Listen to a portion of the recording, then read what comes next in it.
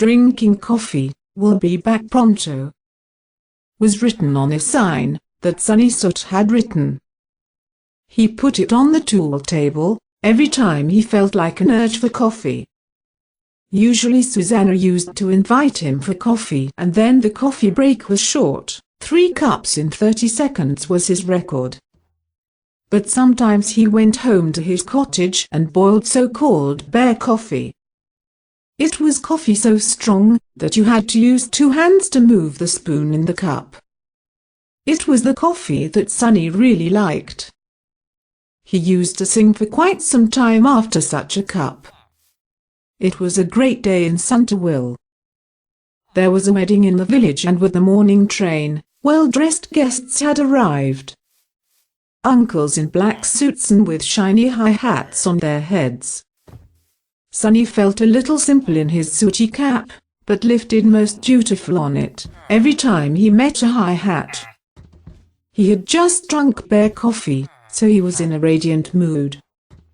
It was impossible to keep his throat in control.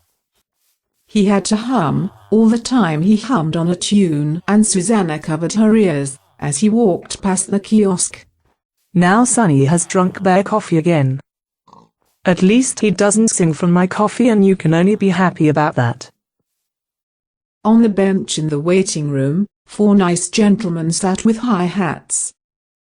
It was snowing outside, and they didn't want snowflakes on all the baubles. So they preferred to sit in the waiting room and wait for the wedding, instead of being in the crowd outside the church. Sonny lifted his cap for them before entering in the locomotive workshop. And 4 high hats made a still jump and landed softly on the skulls again.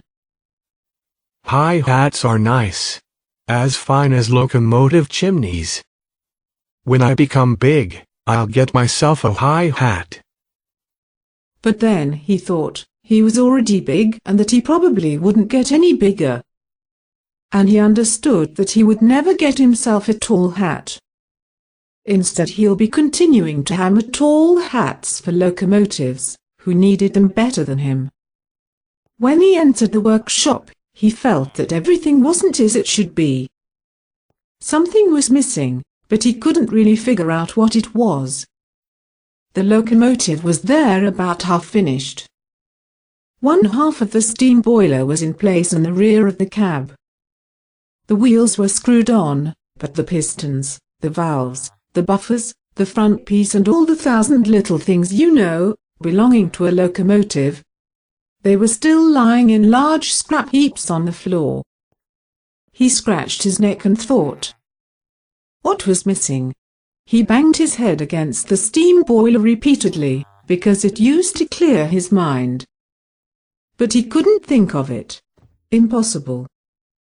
He went after Susanna. Dear Susanna, something is missing here in the workshop. But I can't find out what it is. Susanna's gaze swept like a hawk's around the walls. Stopped suddenly. A wide smile grew all over her round face. Do you mean, locomotive specialist Sonny Soot, that you don't see what is missing? No, no matter how I stare, I can't see it. The chimney, of course. The chimney is missing. The chimney? Yes, of course. Why didn't I see that immediately? But where is it? I had it out this morning and polished it. Should have put it in place today. It was here before the coffee break. Totally sure about that. A chimney cannot walk away by itself. It must be in here. They went looking. Crawled under everything that could be crawled under. Climbed up on everything that could be climbed up on. Looked around all the corners and stuck their noses in all the nooks and crannies. Also into them, where a chimney absolutely cannot fit. Hopeless. It must be stolen. Someone took it. But who steals a chimney? It is, after all, only locomotives that need that. Maybe not just locomotives. What did it look like? Like chimneys usually look like. Tall and round and black and shiny. Like a high hat. Exactly, Sonny Soot. Like a high hat. As any of them wear the 4 hats that sits in the waiting room out there. Right? So you mean one of the gentlemen out there would have stolen it? Correctly guessed, little Sonny. Someone who might have forgot his own top hat at home. But who? You can try to figure that out, Sonny. I have looked at the hats. They look exactly the same. Outside. But one of them must be made of sheet metal. We can ask. You cannot ask a nice gentleman if he has stolen a chimney.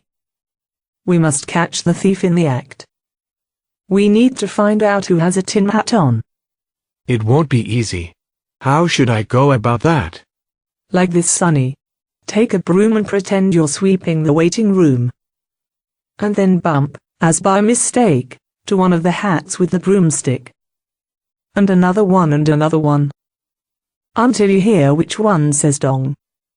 It's your chimney. Thanks for the advice, Susanna. I can try. Without the chimney, there will be no locomotive. And now it's too late to make a new one. I borrow your broom.